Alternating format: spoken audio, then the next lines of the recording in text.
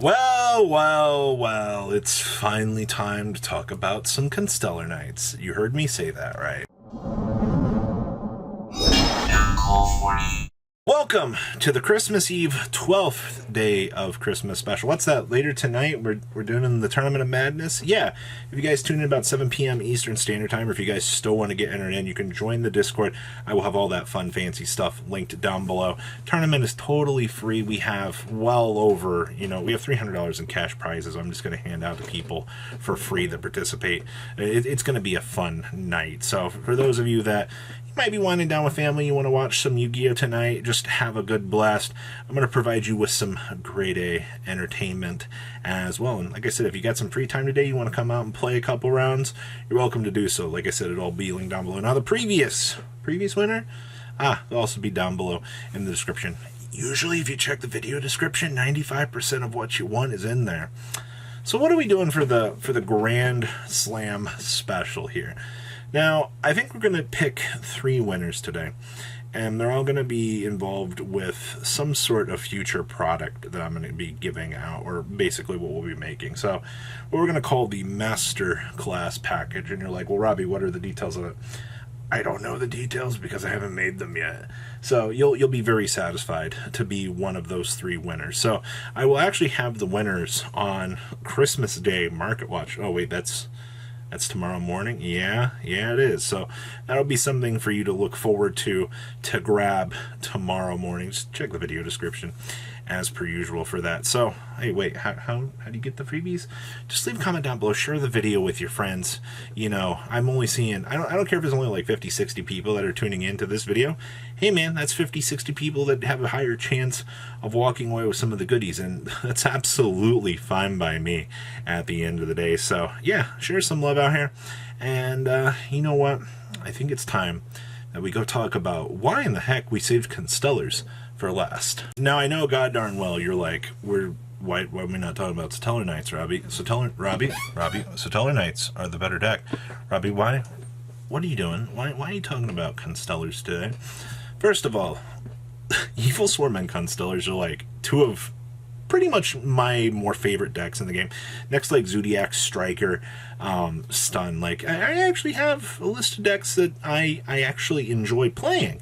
And when I saw that the new Teller Knight card, I was like so excited when they all included the lines of this card is always traded as a Constellar card, because I was like, yes. I mean, sure, I'm happy for all the Teller Knight players out here, but you know what?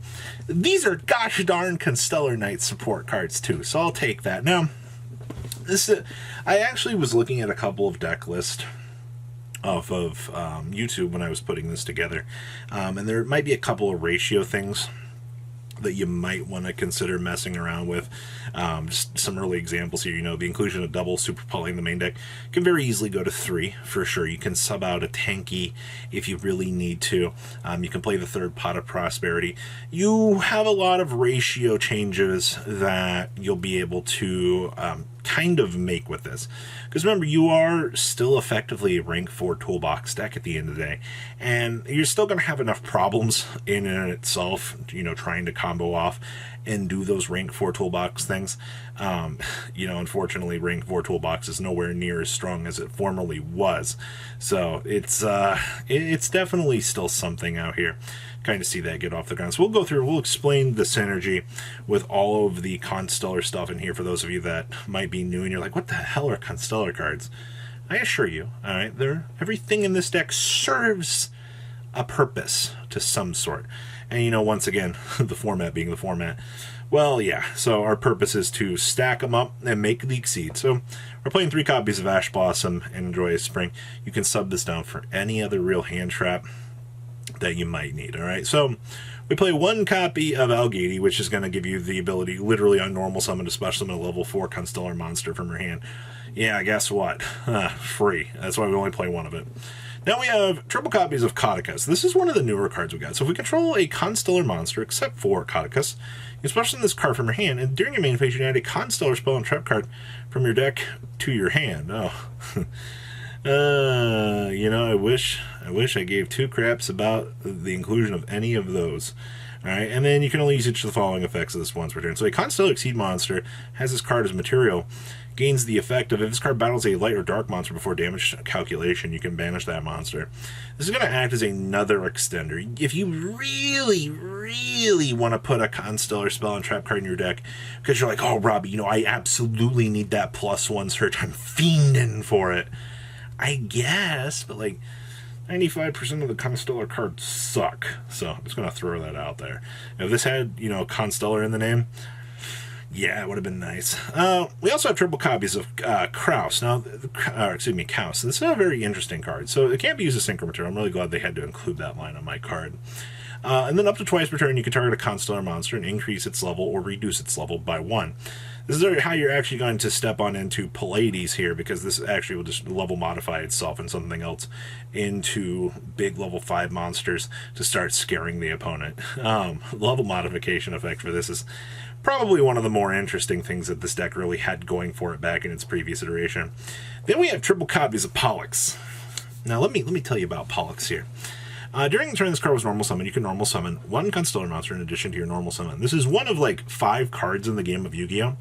That sets something that we call a condition. Now, you can't infinite impermanence negate this. This effect can, if skill drain is existent on the field before this touches down, then skill drain would inherently negate this. But those are like the only few conditions. So Pollux is a very useful card because it and Caster and Azathoth state and set conditions on the game state, which really it just laughs at your opponent, honestly. We also have triple copies of Sombre. Now, Sombre is one of the more interesting cards here as well. So you can only use each effect of Sombre once per turn. So when it's in your graveyard, because it was sent there this turn, God, this is so bad. So while this card's in your graveyard, if it was sent there this turn, you can normal summon one Constellar monster for 1 less tribute. We don't give 2 craps about that, alright? You can banish one Constellar monster from your graveyard and then target one Constellar monster in your graveyard. Add that target to your hand.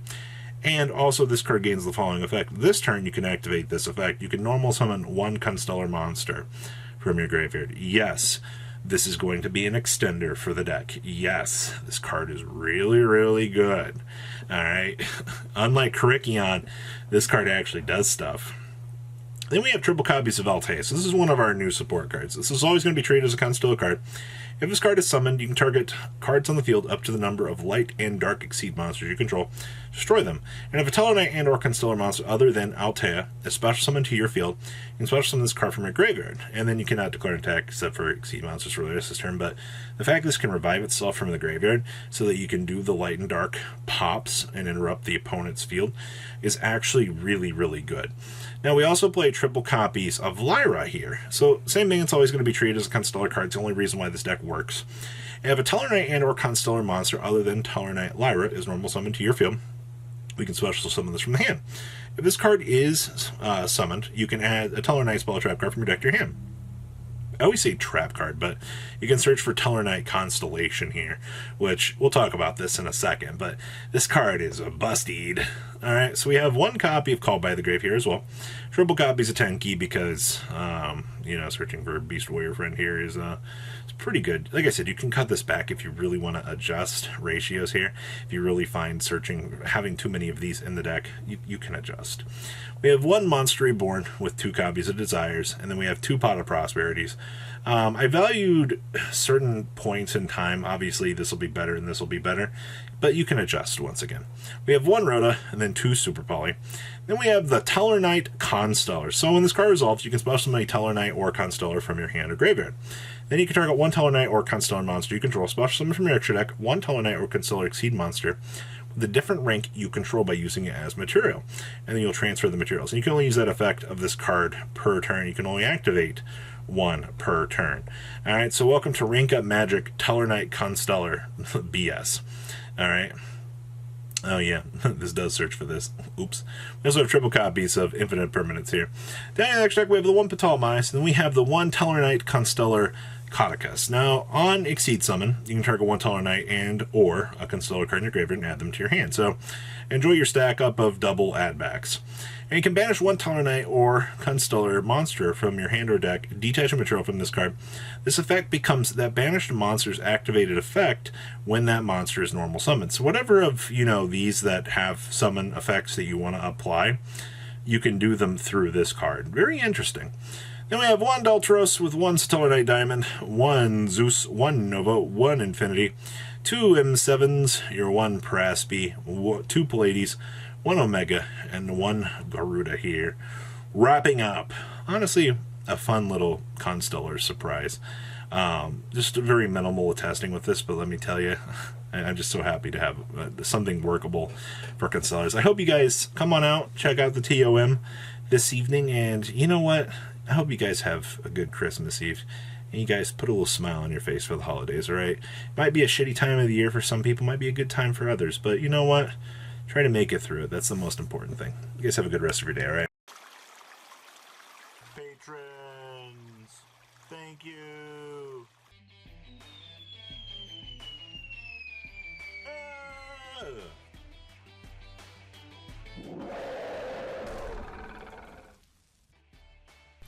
Thank you so much for watching. Check out these other videos.